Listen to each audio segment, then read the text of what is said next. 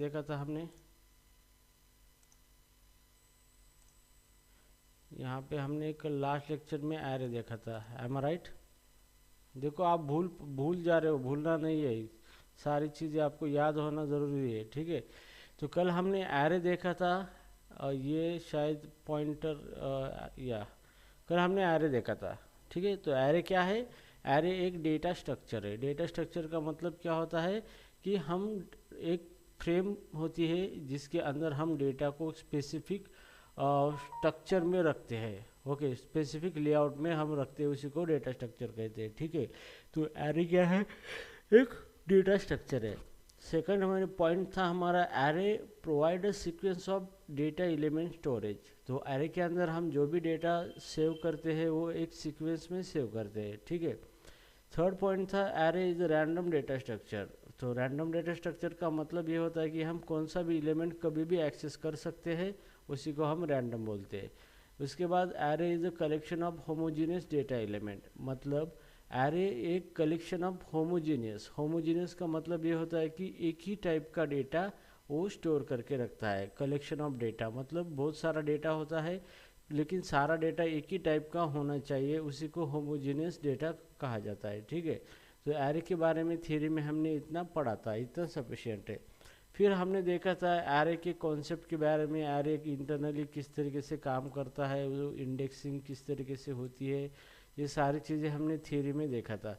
फिर हमने देखा था एरे डिक्लेरेशन, एरे किस तरीके से डिक्लेयर किया जाता है, और फिर एरे के अंदर हम नंबर किस तरीके से ऐड करते हैं, ये सारी चीज़ें हमने देखा था। उसके बाद हमने देखा था कुछ फार्मूलाज एरे यूज़ करता है एड्रेस जनरेट करने के लिए, तो किस तरीके से वो फार्मूला वर्क होता है, ये भी चीज़ हमने देखी थी एरे के अंदर ना। उसके बाद हमने देखा था एरे लिटरल क्या होता है, एरे लिटरल का मतलब क्या होता है।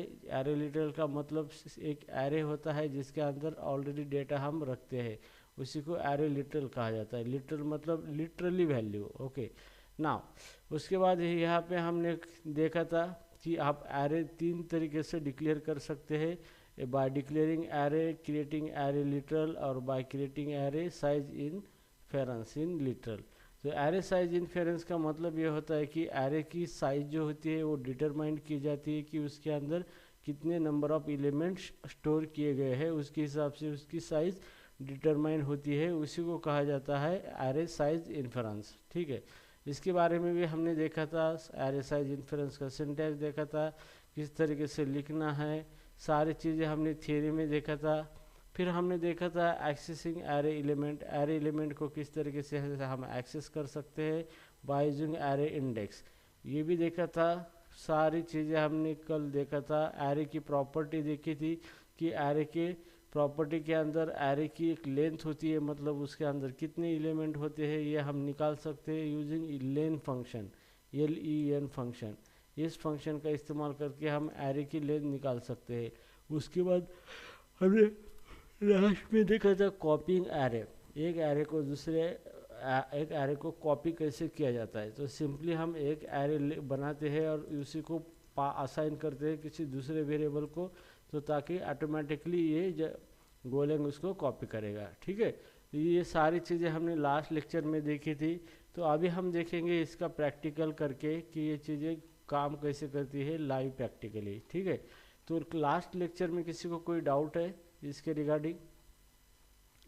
No sir. या गुड, तो यस, किसी को कोई डाउट नहीं है, तो अभी हम देखेंगे एरे के बारे में यहाँ पे।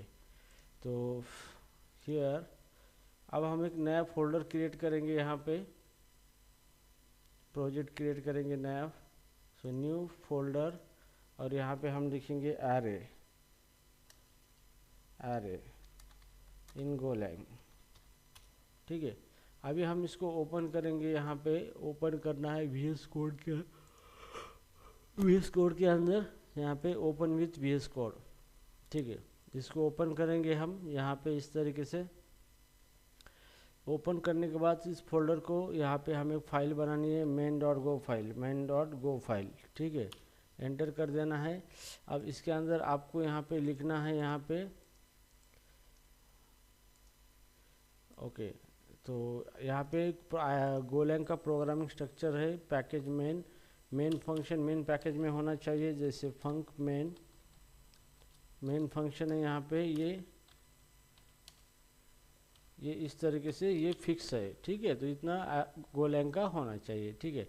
अभी हमें गोलैंग के लिए मॉड्यूल क्रिएट करना ज़रूरी है, गोलैंग का मॉड्यूल, ताकि हमारा प्रोजेक्ट उसी मॉड्यूल के अंदर डिप्लॉय हो सके। तो यहाँ पे हमें टर्मिनल पे जाना है, यहाँ पे न्यू टर्मिनल लेना है, यहाँ पे टर्मिनल पे जाके यहाँ पे हमें कमांड देना है गो मॉड इनिट, और मॉड्यूल का नाम मैं कोड लाइन्स दूंगा, आप कुछ भी दे सकते हो, ठीक है। तो ये मेरा मॉड्यूल क्रिएट हो गया है, यहाँ पे गो मॉड्यूल फाइल बन चुकी है, गो डॉट मॉड फाइल, ठीक है। तो आपको इसके साथ कोई छेड़खानी नहीं करनी है, जैसे चल रहा है बाकी चीज़ें चलने देनी है, ठीक है। तो यहाँ पे CLS कमांड का मतलब क्लियर स्क्रीन, ठीक है। इतना हो चुका है। अभी हम सबसे पहले देखेंगे यहाँ पे थियरी में हमने क्या झंडे गाड़े थे।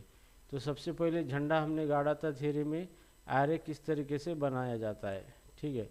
तो एरे बनाने के लिए variable var command, variable name, array size, data type, ठीक है। तो यहाँ पे हमने एरे बनाया था var num5 integer.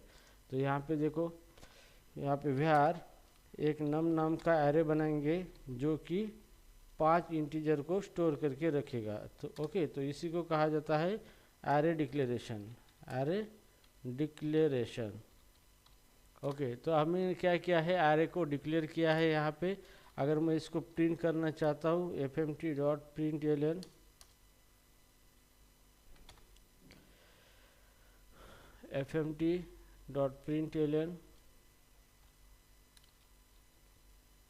Println method है, प्रिंट करने के लिए मैं इस नम को प्रिंट कर देता हूँ यहाँ पे, ठीक है। और कंट्रोल S कर देता हूँ, यहाँ पे सेव कर देता हूँ। अभी मुझे इस फाइल को क्या करना है, रन करना है। ओके, तो राइट नाउ मैं इसको यहाँ पे रख दूँगा, ठीक है। तो इस फाइल को रन करना है, तो मैं यहाँ पे रन करूँगा गो रन main.go, मतलब हमारी फाइल जो है वो मेन फाइल है, ठीक है। तो हमने यहाँ पे एरे को डिक्लेयर किया है, यहाँ पे एरे बनाया है, यहाँ पे एरे ऑफ 5 इंटीजर, और वो इस वेरिएबल को अंदर हमने रखा है उसको, ठीक है। अब हम इस वेरिएबल को क्या करेंगे, प्रिंट करेंगे। तो प्रिंट करने के लिए कमांड गो रन, ये कमांड रहे। तो main.go मतलब ये फाइल है हमारी, इस फाइल को हम रन करना चाहते हैं। जैसे रन करेंगे मेन फंक्शन कॉल होगा और हमें आउटपुट मिलेगा। तो जैसे मैं इसको एंटर करूँगा, तो यहाँ पे हमें क्या मिलता है, यहाँ पे ब्लैंक एरे मिला है। मतलब इसके अंदर कितने एलिमेंट है, 5 एलिमेंट, 1 2 3 4 5। मतलब ये एरे कितना है, 5 एलिमेंट का एरे है। लेकिन सारे एलिमेंट बाय डिफ़ॉल्ट उसकी क्या वैल्यू गई है, उसके अंदर 0 वैल्यू गई है सारे एलिमेंट के अंदर, ठीक है। तो इसका मतलब ये होता है कि एरे के अंदर अगर आप वैल्यू नहीं रखोगे तो बाय डिफ़ॉल्ट उसकी 0 वैल्यू चली जाएगी। तो 0 वैल्यू का मतलब क्या है, इंटीजर की बाय डिफ़ॉल्ट 0 वैल्यू 0 होती है, ठीक है। तो यहाँ पे 0 0 0 0 आ चुके हैं यहाँ पे, ठीक है। अब हम देखेंगे एरे के अंदर एरे असाइनमेंट, मतलब एरे के अंदर डेटा किस तरीके से रखेंगे हम, एरे असाइनमेंट, ठीक है। अब मेरे पास ये एरे कितने हैं, 5 एरे है, 5, ये एरे के अंदर 5 एलिमेंट मैं स्टोर करके रख सकता हूँ। तो वेरिएबल कौन सा है, नम, ये एरे वेरिएबल है। तो मैं नम ऑफ 0 एलिमेंट पे मैं रखना चाहूँगा 20। उसके बाद नम ऑफ 1, इस एलिमेंट को रखना चाहूँगा मैं 30।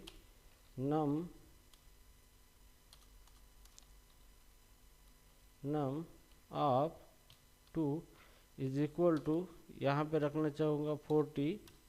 इसके बाद नम ऑफ 3, और यहाँ पे रखेंगे 50, और इसके बाद है नम ऑफ 4, यहाँ पे रखेंगे 60। तो ये 0 to 4 कितने हो गए, 5 एलिमेंट हो गए, 1 2 3 4 5, ठीक है। तो ये कितने एलिमेंट हो गए, 5 एलिमेंट हो गए। ओके, तो एरे के अंदर हमने डेटा असाइन किया है, और अब हम इस एरे को फिर से प्रिंट करके देखेंगे अब आउटपुट इसका क्या आता है। तो ठीक है, तो प्रिंट करके देखेंगे हम इसको, सेम कमांड रन करेंगे, गो रन main.run, इसको रन करके देखेंगे। तो यहाँ पे देखो पहले एरे ब्लैंक था, मतलब उसके अंदर क्या था, सारे एलिमेंट 0 0 थे, लेकिन अभी एरे के अंदर हमने क्या किया है, डेटा इंसर्ट किया है, तो यहाँ पे एरे के अंदर ये हमारा डेटा आ चुका है। ठीक है, तो इस कॉन्सेप्ट को कहा जाता है एरे असाइनमेंट। मतलब आपने पहले एरे को डिक्लेयर करके रखा है और फिर आपने क्या किया है, एरे के अंदर वैल्यू रखी है। ठीक है, अभी हम देखेंगे एरे की लेंथ फाइंड आउट करना है हमें। ठीक है, तो find out the length of array, find out the array length,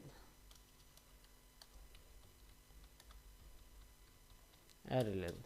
ठीक है, तो यहाँ पे मैं लेंथ नाम का वेरिएबल लिखूंगा यहाँ पे, और फंक्शन है एलियन लेन, और इसको एरे पास करना है नम, ये मेरा एरे है, और हम यहाँ पे प्रिंट करेंगे लेंथ, लेंथ यहाँ पे। ठीक है, इस तरीके से। तो अभी ये एरे की लेंथ आपको बता देगा, तो इसको CLS करेंगे और इसको रन करेंगे। तो देखो यहाँ पे एरे के पहले 0 एलिमेंट थे, बाद में एरे के एलिमेंट और लेंथ इक्वल टू 5 आ चुका है। ठीक है, तो हम यहाँ पे इस तरीके से भी दिखा सकते हैं, length is equal two comma array की लेंथ। ओके, तो जैसे रन करूँगा मैं यहाँ पे, तो यहाँ पे देखो आपको आउटपुट मिलेगा लेंथ इक्वल टू 5। ठीक है, इस तरीके से आप क्या कर सकते हो, एरे की लेंथ भी दिखा सकते हो यहाँ पे एरे की। ठीक है, तो राइट नाउ इस तरीके से अभी हमने एरे को डिक्लेरेशन देखा है, उसके अंदर किस तरीके से वैल्यू स्टोर होती है, वैल्यू असाइन किस तरीके से होती है। अभी हम देखेंगे एरे के अंदर जो वैल्यू रखी है उसको हमें बाहर निकालना है। ठीक है, तो मुझे एरे की ये 2 नंबर की वैल्यू प्रिंट करनी है, 40 प्रिंट करना है, तो आपको इसका इंडेक्स याद रखना है। ठीक है, तो आपको ये 2 नंबर का इंडेक्स की वैल्यू प्रिंट करनी है, तो यहाँ पे आप प्रिंट कर सकते हो, यहाँ पे नम ऑफ 2। ठीक है, तो जैसे भी आपने यहाँ पे नम ऑफ 2 कर दिया, तो डायरेक्टली 2 इंडेक्स जो है इसकी वैल्यू जो है 40 ये प्रिंट होगी यहाँ पे। ठीक है, तो यहाँ पे इस तरीके से मैं इसको फिर से रन करूँगा, तो आउटपुट आपको आ जाएगा यहाँ पे। ये देखो 40 वैल्यू इसकी आ चुकी है यहाँ पे। ठीक है, अगर मुझे 0 इंडेक्स की वैल्यू प्रिंट करनी है 20, तो मैं इसको इस तरीके से प्रिंट करूँगा यहाँ पे, तो नम ऑफ 0, खाली आपको इंडेक्स देना है, इंडेक्स देने के बाद ऑटोमेटिकली उस इंडेक्स के ऊपर की वैल्यू प्रिंट होगी। ठीक है, तो CLS स्क्रीन को क्लियर करना है, और जैसे भी गो रन मेन डॉट गो करोगे, तो यहाँ पे देखो 40 और ये 20 वैल्यू प्रिंट हो चुकी है एरे की। ठीक है, तो आप इस तरीके से कोई भी वैल्यू आपको एरे की प्रिंट करनी है तो आप प्रिंट कर सकते हो। जैसे मुझे ये 4th नंबर वाला इंडेक्स की वैल्यू प्रिंट करनी है यहाँ पे, तो इस तरीके से मैं उसको प्रिंट करूँगा। यहाँ पे इंडेक्स इसका 4th है, Ctrl+S करूँगा मैं यहाँ पे, और यहाँ पे इस तरीके से रन करेंगे, तो ये देखो 60 वैल्यू इसकी प्रिंट हो चुकी है। ठीक है, तो इस तरीके से क्या कर सकते हो, आप एरे की वैल्यू भी क्या कर सकते हो, प्रिंट कर सकते हो, बाहर निकाल सकते हो आप। ठीक है, तो ये एक हो गया एरे डिक्लेरेशन अप्रोच, जिसके अंदर आपने क्या किया है, एरे एक डिक्लेयर किया है यहाँ पे, फिर उसके बाद उसके अंदर वैल्यू असाइन की है एरे के अंदर, फिर उसकी लेंथ भी निकाल ली है आपने। ओके, और एरे के अंदर की वैल्यू भी आपने निकाली है। ठीक है, तो ये सारी चीज़ें आपने की है यहाँ पे। ठीक है, अब हम एरे के अगले कॉन्सेप्ट को देखेंगे।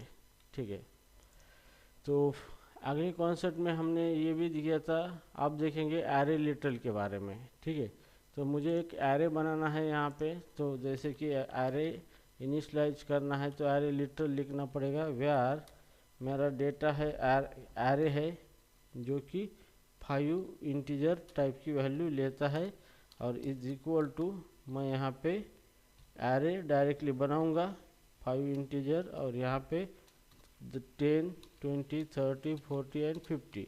ठीक है, अगर मैं यहाँ पे 60 और एक वैल्यू लिखूंगा, तो ये यहाँ पे क्या होगा, एरर देगा। यहाँ पे वो बोलता है कि index 5 is out of a bound, मतलब एरे की लेंथ 5 है और आप 6 एलिमेंट रखना चाह रहे हो, तो ये पॉसिबल नहीं है।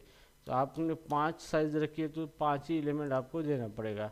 तो this is called as array literal, मतलब आप एरे बनाते हो जिसके अंदर बनाते ही डेटा रखते हो, मतलब इनिशलाइज करते हो, इसी को एरे लिटरल कहा जाता है। ठीक है, एरे लिटरल। ठीक है, इसी को एरे लिटरल कहा जाता है। ठीक है, तो ये एरे लिटरल हो चुका है यहाँ पे, और ये हमने स्टोर कर दिया है एरे नाम के वेरिएबल पे। फिर यहाँ पे जो चीज़ें मैंने की है सारी चीज़ें आप यहाँ पे कर सकते हो। जैसे मुझे लेंथ निकालनी है इसकी, तो मैं लेंथ नाम का वेरिएबल यहाँ पे डिक्लेयर करूँगा, लेंथ फंक्शन, और उसको पास करूँगा एरे। ठीक है, तो ये एरे मैंने पास कर दिया, तो उसकी लेंथ निकालेगा कितनी है, और यहाँ पे fmt प्रिंट एलन, और यहाँ पे लेंथ हम प्रिंट करेंगे इस तरीके से। ठीक है, तो इस तरीके से लेंथ प्रिंट करेंगे। तो fmt पैकेज यहाँ पे मुझे इंपोर्ट करना पड़ेगा fmt।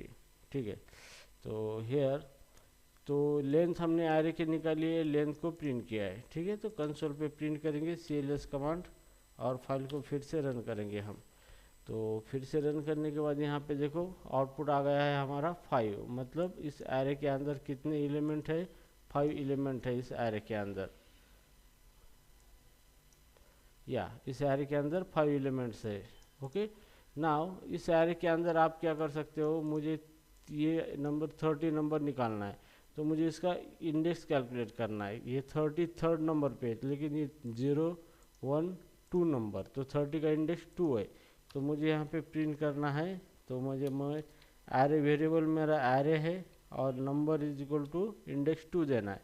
2 का मतलब क्या है, ये 0 1 2, 2 का मतलब 30 प्रिंट होना चाहिए यहाँ पे। तो आप इस तरीके से इसको एक्सेस कर सकते हैं यहाँ पे, इस तरीके से। तो यहाँ पे देखो 30 यहाँ पे प्रिंट हो चुका है, मुझे 50 प्रिंट करना है। तो 0 1 2 3 4, तो इंडेक्स कौन सा आएगा यहाँ पे, 4th आएगा, लास्ट एलिमेंट का। तो यहाँ पे एरे है मेरा, एरे ऑफ इंडेक्स 4। तो जैसे मैं 4 इंडेक्स दूंगा यहाँ पे, तो यहाँ पे मेरा जो 50 है ये एलिमेंट मुझे प्रिंट होगा, इस एलिमेंट को मैं एक्सेस कर पाऊँगा यहाँ पे, इस तरीके से।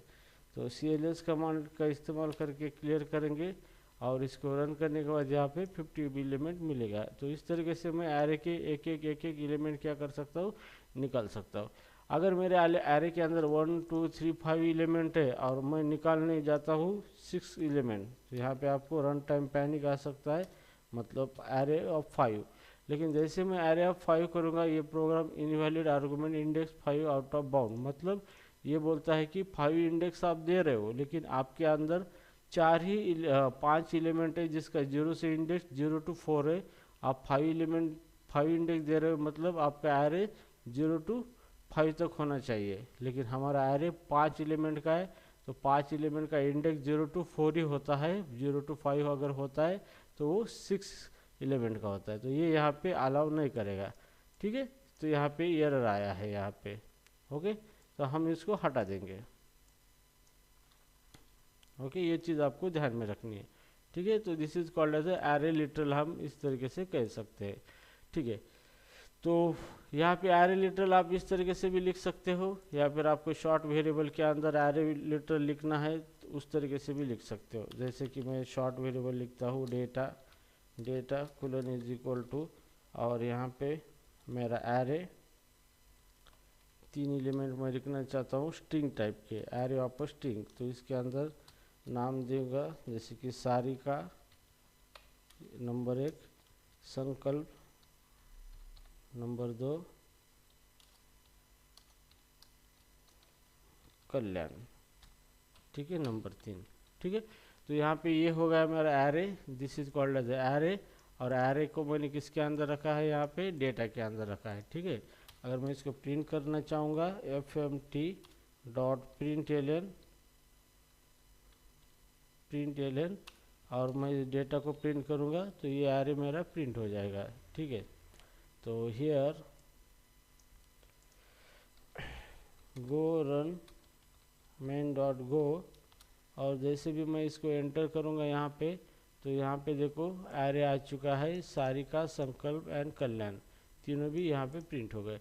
अभी मुझे सिर्फ सारिका को प्रिंट करना है, तो क्या करना होगा, मुझे fmt डॉट प्रिंट करना होगा प्रिंट एलन, और मेरा जो डेटा है तो सारिका का इंडेक्स 0 है, तो 0 इंडेक्स मैं प्रिंट करूँगा, तो यहाँ पे ये सारिका यहाँ पे प्रिंट होगा ये।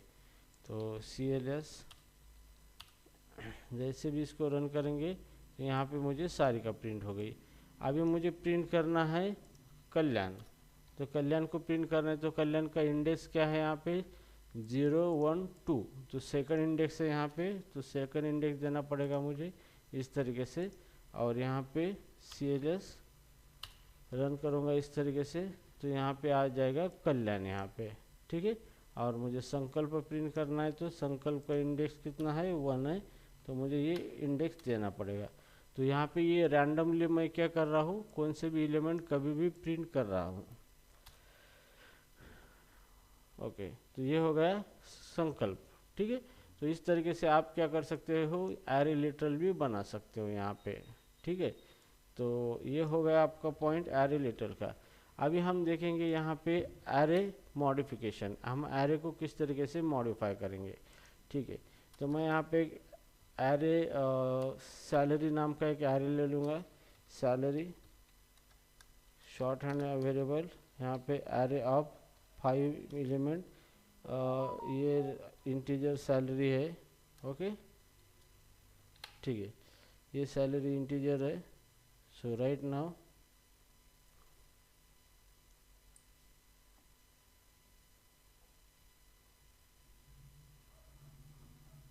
ठीक है, तो जैसे कि 1000 500 300 400 4000 600, ठीक है।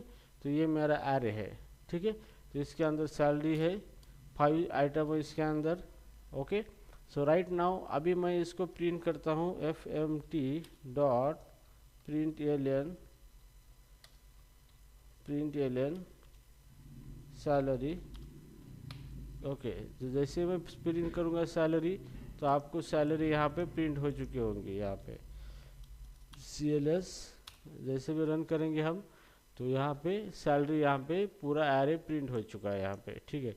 अभी मेरे पास ये 300 सैलरी को मुझे 10,000 करना है, तो मुझे इसका इंडेक्स ध्यान में रखना होगा। तो इंडेक्स कितना है 012 सेकंड इंडेक्स, तो सेकंड इंडेक्स क्या है सैलरी का second index of second is equal to 10,000 करना है, ठीक है। और अब जाके मैं क्या करूँगा, सैलरी को प्रिंट करूँगा यहाँ पे। तो देखो क्या होता है, मॉडिफिकेशन होता है या नहीं होता है, देखेंगे, ठीक है। तो देखो पहले यहाँ पे 300 था, उसके जगह अभी हमने 10,000 यहाँ पे मॉडिफाई कर लिया। अभी मेरा ये जो है 600, इसकी जगह मुझे 20,000 सैलरी करना है, लेकिन इसका इंडेक्स कितना है 4 है, तो 4 इंडेक्स पे आना होगा आपको, सैलरी ऑफ 4, और उसी के ऊपर आपको मॉडिफाई करना है जैसे 20,000 रुपीज़, ठीक है, कंट्रोल एस, और लास्ट में आपको सैलरी प्रिंट करनी है यहाँ पे इस तरीके से,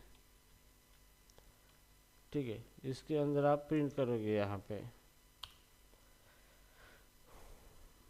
तो यहाँ पे देखो 600 था, तो इसका 20,000 हो गया। तो इस तरीके से आप क्या कर सकते हो, मॉडिफाई भी कर सकते हो आपके एरे को, एरे की जो भी आइटम है उसको आप क्या कर सकते हो, मॉडिफाई भी कर सकते हो, ठीक है। ये हमने कल देखा था। फिर कल देखा था हमने एरे टाइप इन्फ्रेंस देखा था, ओके, एरे साइज इन्फ्रेंस। तो एरे साइज इन्फ्रेंस किस तरीके से देखेंगे, यहाँ पे array size inference, array size inference, ठीक है।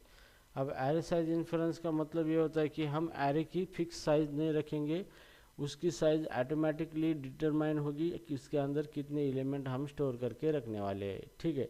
तो सबसे पहले अभी हम यहाँ पे एक वेरिएबल लेंगे, जैसे डेटा नाम से एक वेरिएबल ले लेंगे, और इसके अंदर हमने इंटीजर टाइप का डेटा एक एरे लगाएंगे यहाँ पे, ओके। अब यहाँ पे हम क्या करेंगे, 3 डॉट देंगे, 1 2 3 डॉट देंगे यहाँ पे, ठीक है। और इसके अंदर 10, 20, 30, 40, 50, 60। अब हम यहाँ पे कितने भी एलिमेंट इसके अंदर दे सकते हैं।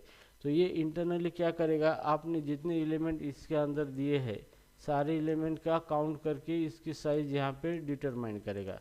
तो मैं इसको लेंथ इसकी प्रिंट करता हूँ, fmt डॉट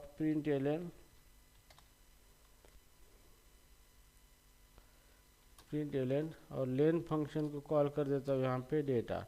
तो ये लेंथ फंक्शन लेंथ निकालेगा और प्रिंटफ फंक्शन को भेज देगा, ठीक है।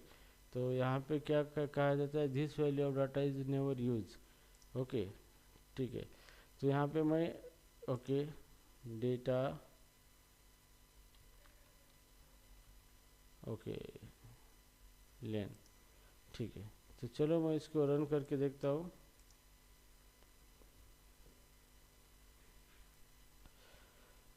CLS जैसे भी रन कर देता हूँ तो इसका लेंथ कितना आया है, 6 आया है। मतलब 1 2 3 4 5 6 एलिमेंट यहाँ पे हमने इसके अंदर रखे हैं, ठीक है।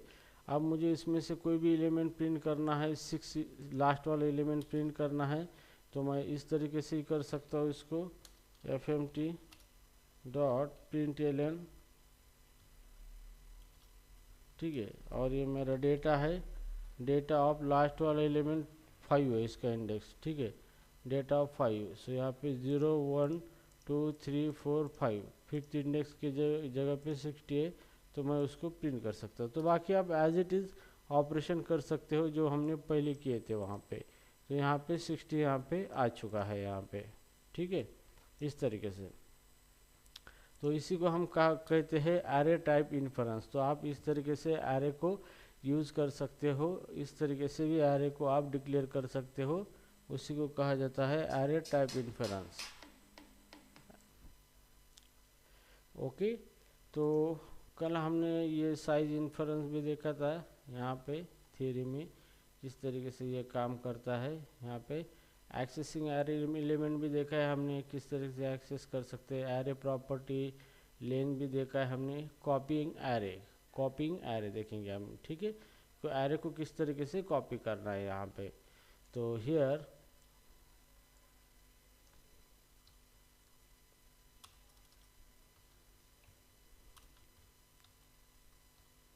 कॉपिंग एरे,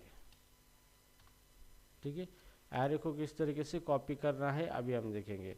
तो यहाँ पे देखो मेरे पास एक एरे बनाता हूँ मैं, एरे वन, जैसे कि यहाँ पे 5 स्ट्रिंग टाइप का एरे है, और जिसके अंदर मैं नेम लिखता हूँ संकल्प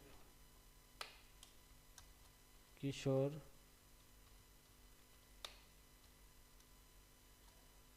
सारिका कल्याण, और माय नेम इज दत्तात्रेय, ठीक है। तो ये हमने एरे बनाया है जिसके अंदर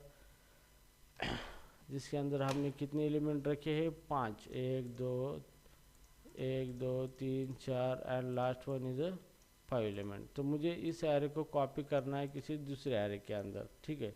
तो कॉपी करना है, तो मैं किस तरीके से कॉपी करूँगा यहाँ पे, तो मैं यहाँ पे इसको प्रिंट करूँगा। तो दूसरे एरे में कॉपी करना है, यहाँ पे एरे 2 और इक्वल टू मुझे क्या करना है, array 2 colon equal to array 1 देना है, बस इतना ही करना है। जैसे ही वो करूँगा तो यहाँ पे एरे 2 भी कॉपी हो जाएगा यहाँ पे, ठीक है। मतलब एरे 1 ये जो पूरा एरे है ये कॉपी हो जाएगा एरे 2 के अंदर, ठीक है। और यहाँ पे हम प्रिंट करेंगे fmt डॉट println एरे 1, ठीक है। और इसके बाद एरे 2, ठीक है, दोनों भी यहाँ पे प्रिंट कर दिया हमने यहाँ पे, ठीक है। तो CLS कमांड का इस्तेमाल करेंगे, और यहाँ पे go run main dot go file. तो यहाँ पे देखो ये पहला एरे था हमारा और ये कॉपी एरे है, दोनों सेम है। अभी हम क्या करेंगे, फर्स्ट एरे के अंदर कुछ चेंजेस करेंगे। तो फर्स्ट एरे के अंदर किशोर की जगह राधा नाम लिखेंगे, ठीक है। तो यहाँ पे एरे 1, एरे किशोर का इंडेक्स कितना है 1, तो उसकी जगह हम लिखेंगे राधा। तो हम देखेंगे कि किशोर के अंदर अगर हम चेंज करते हैं, मतलब एरे 1 के अंदर, वो एरे 2 के अंदर रिफ्लेक्ट होता है या नहीं होता है। अगर एरे 2 के अंदर भी रिफ्लेक्ट हो गया तो मतलब वो एलिमेंट कॉपी नहीं हुए हैं, एक ही एलिमेंट 2 बार यूज हुआ है। अगर फर्क नहीं पड़ता है तो मतलब वो कॉपी हो चुके हैं, ठीक है। तो यहाँ पे हम CLS कमांड का इस्तेमाल करेंगे और रन करेंगे इसको। तो यहाँ पे देखो एरे 1 प्रिंट किया है। यहाँ पे एरे 1 को हमने बाद में प्रिंट नहीं किया है यहाँ पे, ठीक है। तो इसको इस तरीके से प्रिंट करेंगे हम इसको, और फिर इसको CLS करके रन करेंगे यहाँ पे। तो देखो यहाँ पे किशोर की जगह एरे 1 में राधा आ चुका है, लेकिन एरे 2 के अंदर किशोर ही रहा है। तो इसका मतलब क्या है कि एरे की फुल टू फुल कॉपी बन चुकी है। पहली कॉपी के अंदर जो भी चेंज करेंगे दूसरी कॉपी के अंदर वो रिफ्लेक्ट नहीं हो रहा है। तो इसका मतलब क्या हो रहा है कि ये गोलैंग क्या है, पूरा कॉल बाय वैल्यू है। मतलब एक एरे दूसरे वेरिएबल को अगर हम पास करते हैं तो पूरा का पूरा एरे कॉपी होता है। ओके, लेकिन अदर लैंग्वेज में ऐसा नहीं होता है, जैसे जावा में या C++ में ऐसा नहीं होता है। लेकिन जिसके अंदर इस तरीके की चीज़ें होती है कि एक वैल्यू दूसरे वेरिएबल के अंदर एज इट इज़ पूरी कॉपी होके चले जाती है। तो इसलिए यहाँ पे पॉइंटर का कॉन्सेप्ट इसके अंदर लिया गया है, ठीक है। तो ये था एरे के रिगार्डिंग। कल हमने देखा था कि एरे का प्रैक्टिकल मतलब थ्योरी देखा था, एरे के रिगार्डिंग कॉन्सेप्ट, ये सारे कॉन्सेप्ट हमने कल देखे थे, ठीक है। तो शायद आपका पॉइंटर का भी प्रैक्टिकल बाकी है, am I right? Hello, yes sir. Pointer का हो सर। है ना, बाकी है ना, ठीक है। तो ये प्रैक्टिकल समझ में आया सबको एरे का, जो हमने कल लिया था? सारे कॉन्सेप्ट मैंने आपको करके दिखाए हैं जो कल लिए थे यहाँ पे। यस क्लियर है। यस, हाँ everything is sir. Clear, okay. तो मैं इसको एरे डेमो नाम दूंगा इस फंक्शन को, और इसके अंदर मैं दूसरा फंक्शन बनाऊंगा, फंक मेन, ठीक है। ठीक है, तो अभी हम देखेंगे इसके बारे में, पॉइंटर के बारे में।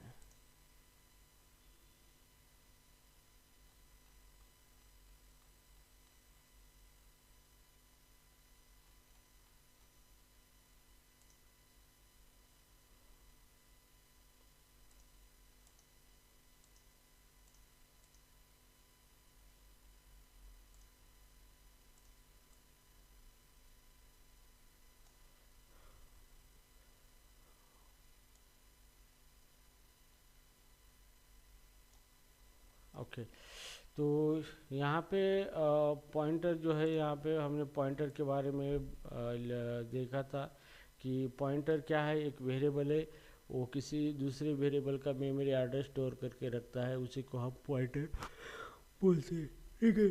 सो in Go pointer are declare using star, उसी को एस्टेरिक्स बोला जाता है, ठीक है। यहाँ पे in go pointer use ampersand operator to get the memory address of other variable, other variable का एड्रेस लेने के लिए हम ampersand ऑपरेटर का इस्तेमाल करते हैं, ठीक है। तो यहाँ पे सिंटैक्स देखा था हमने, where variable star data type, और ये बाकी के ऑप्शनल उसकी चीज़ें, ठीक है।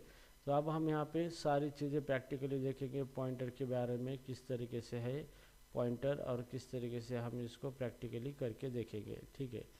तो अभी यहाँ पे चलो, ये मेन फंक्शन है हमारा। तो अभी हम देखेंगे pointer declaration, pointer variable declaration, ठीक है। तो सबसे पहले मैं एक वेरिएबल डिक्लेयर करूँगा, वेयर पी स्टार और इंटीजर। तो ये क्या हो गया, पॉइंटर वेरिएबल डिक्लेयर कर दिया मैंने। तो पी ये वेरिएबल है कि पॉइंटर वेरिएबल है, और उसका टाइप क्या है, स्टार इन, मतलब वो इंटीजर वेरिएबल का एड्रेस स्टोर करके रखने वाला है, ठीक है। अब इसको अगर मैं प्रिंट करने जाऊँ, यहाँ पे print FFT dot print LN, और मैं इसको प्रिंट करूँ यहाँ पे कंट्रोल S, तो क्या होता है देखेंगे हम यहाँ पे CLS, और मैं इसको रन कर देता हूँ यहाँ पे। तो यहाँ पे क्या आया है, नील आया है, ओके। तो इसका मतलब पॉइंटर बाय डिफ़ॉल्ट क्या होता है, नील होता है। इसी को हम क्या बोला देते हैं, नील पॉइंटर बोला जाता है। नील पॉइंटर का मतलब ये होता है कि हम पॉइंटर को सिर्फ डिक्लेयर करके रखते हैं, उसके अंदर कोई वैल्यू नहीं रखते। इसी को हम नील पॉइंटर कहते हैं, ठीक है। अभी हम इसको कमेंट आउट कर देंगे, ओके। अभी इसका हम दूसरा ले लेंगे, पॉइंटर इनिशियलाइजेशन। पॉइंटर इनिशियलाइजेशन तो पॉइंटर इनिशियलाइजेशन का मतलब क्या होता है, जैसे भी पॉइंटर हम डिक्लेयर करेंगे उसी टाइम उसी के अंदर हम कुछ न कुछ वैल्यू रखेंगे, उसी को कहा जाता है पॉइंटर इनिशियलाइजेशन, ठीक है। तो जैसे मेरे पास एक वेरिएबल है वेयर एज नाम का वेरिएबल है, ये इंटीजर टाइप का है और उसके अंदर मैंने 50 वैल्यू रखी है स्टोर करके, ठीक है। सो अभी मुझे क्या करना है, ये पॉइंटर वेरिएबल डिक्लेयर करना है वेयर पी, और ये इंटीजर पॉइंटर है, ठीक है। और इक्वल टू, जैसे मैंने इसको डिक्लेयर किया है वैसे ही एम्परसाइंड से मैंने एज नाम की वेरिएबल जो है उसका एड्रेस पी के अंदर स्टोर कर दिया है, ठीक है। अब मैं पी को प्रिंट करूँगा, fmt डॉट println, और पी को मैं यहाँ पे प्रिंट कर दूंगा यहाँ पे, ठीक है। तो जैसे पी को प्रिंट कर दूंगा यहाँ पे, तो यहाँ पे cls, और जैसे भी रन करूँगा मैं, तो यहाँ पे देखो ये मेमोरी एड्रेस आ चुका है। तो ये हेक्साडेसिमल मेमोरी एड्रेसेस होते हैं, 0x आया है आगे, तो इसका मतलब ये हेक्साडेसिमल के अंदर मेमोरी एड्रेस है। तो यहाँ पे पॉइंटर वेरिएबल हमने बनाया है और उसको एड्रेस एम्परसेंड से एज नाम का वेरिएबल है ये, इसका मेमोरी एड्रेस पी के अंदर स्टोर किया है और पी को प्रिंट किया है, तो पी के अंदर ये एड्रेस चला गया है जो कि इस वेरिएबल का मेमोरी एड्रेस है, ठीक है। तो इस तरीके से हम पॉइंटर को क्या कर सकते हैं, पॉइंटर इनिशियलाइजेशन, पॉइंटर ये इनिशियलाइजेशन,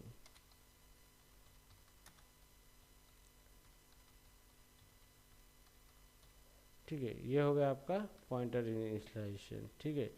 नाउ अभी हम देखेंगे पॉइंटर डीरेफरेंसिंग। पॉइंटर डीरेफरेंसिंग, पॉइंटर डीरेफरेंसिंग का मतलब ये होता है कि पॉइंटर वेरिएबल जो है उसके अंदर जो मेमोरी एड्रेस है उस एड्रेस के ऊपर कौन सी वैल्यू है वो वैल्यू हम प्रिंट कर सकते हैं, एक्सेस कर सकते हैं, उसी को बोला जाता है पॉइंटर डीरेफरेंसिंग बोला जाता है, ठीक है। पॉइंटर डीरेफरेंसिंग, जैसे कि अभी देखो यहाँ पे ये वेरिएबल है एज, और एज को मेमोरी एड्रेस पी के अंदर रखा है, ठीक है। तो जैसे मैं मुझे एज के अंदर जो पी के अंदर जो एड्रेस है मेमोरी एड्रेस, ये इस एड्रेस के ऊपर जो वैल्यू है 50, वो वैल्यू मुझे प्रिंट करनी है। तो हम किस तरह से प्रिंट करेंगे, fmt डॉट println, और यहाँ पे आपको स्टार लगा के पी को प्रिंट करना है बस। तो इसी को कहा जाता है पॉइंटर डीरेफरेंसिंग, मतलब पी के अंदर जो भी मेमोरी एड्रेस है उस मेमोरी एड्रेस के ऊपर जो भी वैल्यू है वो वैल्यू क्या होगी, प्रिंट होगी, ठीक है। तो इसी को कहा जाता है पॉइंटर डीरेफरेंसिंग। चलो मैं इसको प्रिंट कर देता हूँ, तो एक्सपेक्टेड वैल्यू आपकी आ जाएगी 50 यहाँ पे,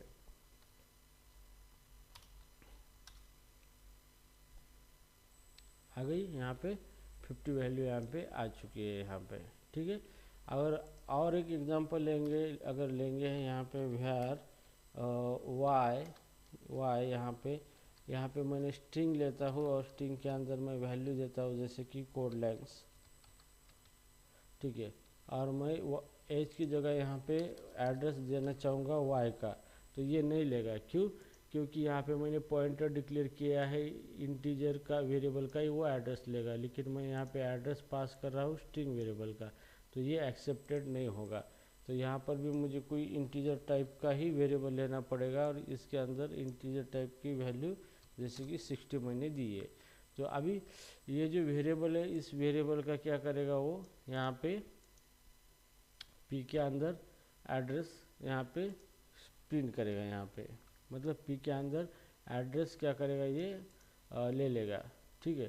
तो अभी देख पहला एड्रेस देखो ये था, अभी जो दूसरा एड्रेस पी वाई वेरिएबल का मेमोरी एड्रेस से दूसरा एड्रेस आ चुका है, ये एड्रेस आ चुका है और पहला ये एड्रेस था देखो। तो ये वाई वेरिएबल का एड्रेस ये निचले वाला है और पहला जो मेरा एज वेरिएबल था उसका मेमोरी एड्रेस ये था, ठीक है। तो अगर मैं वाई वेरिएबल का एड्रेस स्टोर करूँ पी के अंदर और उसको डी रेफरेंस करूँ, तो वाई के अंदर जो वैल्यू थी 60 वो प्रिंट होगी यहाँ पे, और यहाँ पे ये वैल्यू प्रिंट हो चुकी है, तो इसी को हम डी रेफरेंसिंग कहते हैं, ठीक है। तो इसी को हम डी रेफरेंसिंग कहते हैं।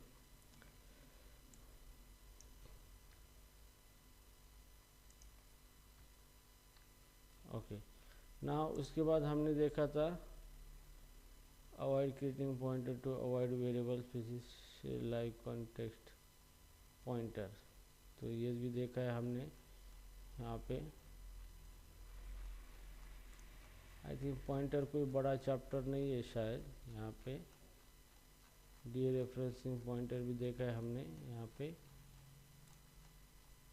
हाँ, थ्योरी में पॉइंटर देखा था, पॉइंटर मेमोरी एड्रेसेस किस तरीके से होते हैं, डी रेफरेंसिंग भी देखा था हमने। यहाँ पे भी देखा था, नील पॉइंटर भी देखा है हमने यहाँ पे।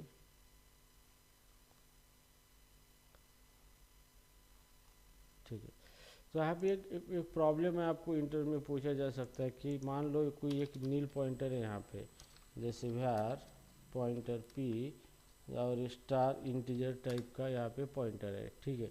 अब ये नील पॉइंटर है, इसका मतलब क्या है, ये नील पॉइंटर है, मतलब इसके अंदर कोई डेटा नहीं है, कोई मेमोरी एड्रेस नहीं है। अगर मैं यहाँ इसको डी रेफरेंस करना चाहूँ fmt.println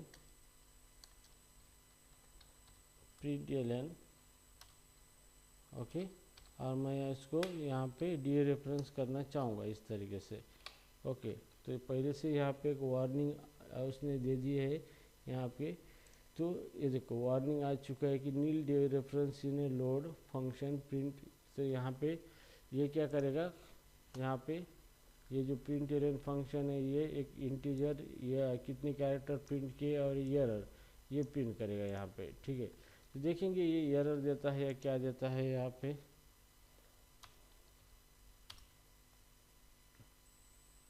तो यहाँ पे देखो, यहाँ पे एरर आया है गो रूटीन 1 यहाँ पे इस तरीके से, और यहाँ पे एग्जिट स्टेटस 2 डेस्कटॉप इन गोलैंग मेन 72 लाइन +63 रनिंग गो रूटीन 1, और यहाँ पे पैनिक आया है, रन टाइम पैनिक एरर आया है, panic run time error invalid memory address और नील पॉइंटर डी रेफरेंस। तो यहाँ पे नील पॉइंटर है, ये मतलब उसके अंदर कोई एड्रेस नहीं है और आप उसको डी रेफरेंस करना चाहते हो तो ये नहीं होगा, ठीक है। ये डी रेफरेंस नहीं होगा, ये प्रॉब्लम क्रिएट करेगा और आपका प्रोग्राम टर्मिनेट होगा, एरर आ जाएगा, ठीक है। तो इस तरीके का क्वेश्चन अगर आपको पूछा जाएगा can we dereference nil pointer, तो your answer should be no, okay. तो ये चीज़ आपको इंटरव्यू में ध्यान में रखना है।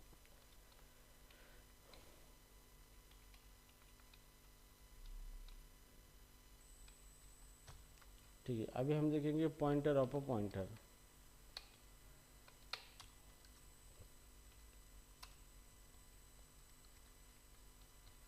पॉइंटर ऑफ अ पॉइंटर, ठीक है।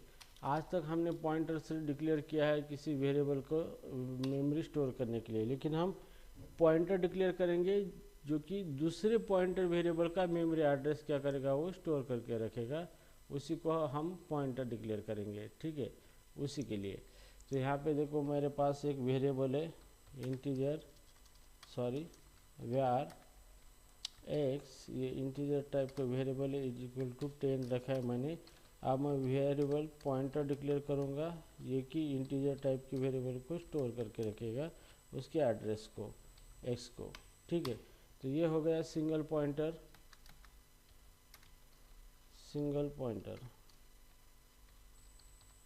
ठीक है। अब यहाँ पे हमने पॉइंटर वेरिएबल p डिक्लेयर किया है जो कि इंटीजर वेरिएबल का एड्रेस उसने स्टोर करके रखा है। अब ये p पॉइंटर है, तो मैं और एक वेरिएबल डिक्लेयर करूँगा जो इस p का एड्रेस स्टोर करके रखेगा। तो var पॉइंटर ऑफ पॉइंटर, और ये क्या होगा, पॉइंटर ऑफ इंटीजर, ठीक है। तो इसका मतलब क्या होगा, यहाँ पे ये पी वेरिएबल है, ये एक पॉइंटर है किसका, ये इंटीजर पॉइंटर का एड्रेस स्टोर करके रखेगा, और इक्वल टू हम एम्परसेंड एड्रेस रखेंगे इस पी का एड्रेस इसके अंदर दे देंगे हम। ओके, और जब मैं इसको प्रिंट करूँगा तो इसका मेमोरी एड्रेस पी का वो प्रिंट करेगा, ना कि पी के अंदर जो वैल्यू है उसका। सो fmt डॉट प्रिंट एलन और यहाँ पे पी, ठीक है। और जैसे भी मैं इसको रन करूँगा, पहला कोड मैंने हाइड कर दिया यहाँ पे, cls रन टाइम। ओके, तो ये देखो ये नया एड्रेस आ चुका है, इस पी का एड्रेस है ना कि एक्स का। तो अभी मुझे क्या करना है, इस पी के अंदर जो मेमोरी एड्रेस है और उस मेमोरी एड्रेस के ऊपर ओके मुझे क्या करना है, कौन सी वैल्यू है वो प्रिंट करना है। तो मैं यहाँ पे डी रेफरेंसिंग करूँगा स्टार। तो अभी क्या होगा, ये पी के अंदर एक्स का एड्रेस है तो एक्स का एड्रेस यहाँ पे डिस्प्ले होगा, अभी एक्स का एड्रेस डिस्प्ले होगा। अब इस एड्रेस के ऊपर कौन सी वैल्यू है 10, ये मुझे प्रिंट करना है, तो मैं यहाँ पे फिर से स्टार लगाऊंगा यहाँ पे, ठीक है। तो फिर से स्टार लगाएंगे तो डायरेक्ट मुझे 10 वैल्यू प्रिंट कर वहाँ पे मिलेगी, 10 वैल्यू यहाँ पे, ये 10 वैल्यू यहाँ पे आ चुकी है। तो यहाँ पे पॉइंटर ऑफ पॉइंटर अगर डी रेफरेंस करना है आपको, तो दो स्टार उसके आगे लगाएंगे तो डायरेक्टली वो जो वेरिएबल है जिसका एड्रेस स्टोर किया था पॉइंटर वेरिएबल ने, उसकी वैल्यू आपको दिखने लगेंगे यहाँ पे। तो आप इस तरीके से डायरेक्टली आपने इसको एक्सेस कर दिया है, ठीक है। अगर आप मुझे क्या करना है यहाँ पे कि इस x को, इसकी वैल्यू 10 है, इस x को ना छूते हुए इसकी वैल्यू 20 करना है, ठीक है। तो पहले मैं यहाँ पे x की वैल्यू प्रिंट करूँगा यहाँ पे।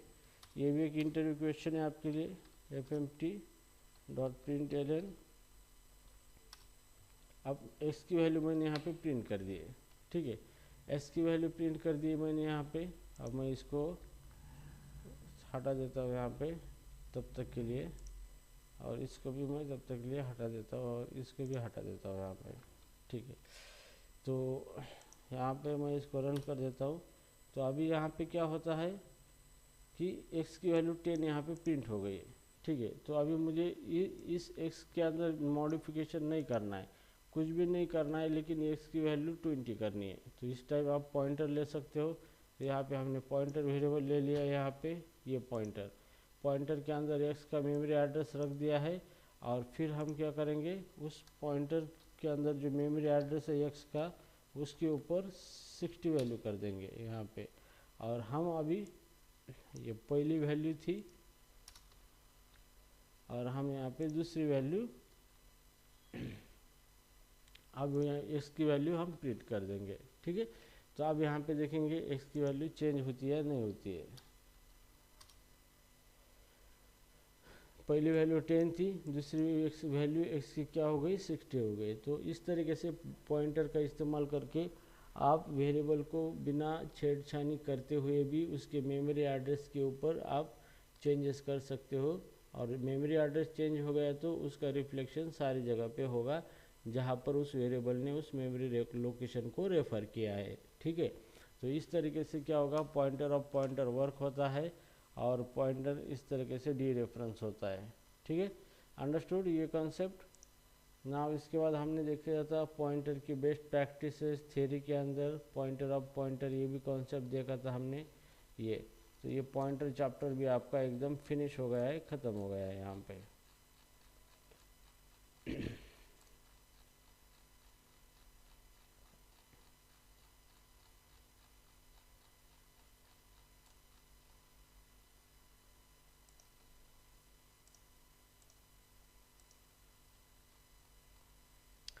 ठीक है, तो चलो कुछ एप्लीकेशन देखेंगे छोटे छोटे एरे के ऊपर application.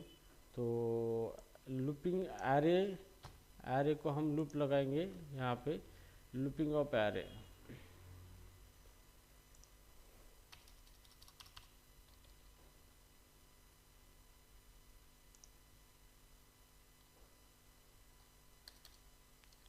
Iterating over array, iterating over array,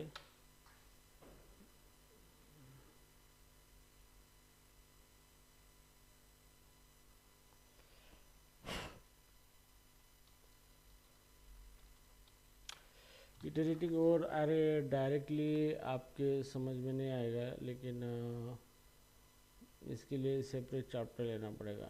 okay, so guys tell me, continue करना है या फिर न्यू चैप्टर स्टार्ट करना है?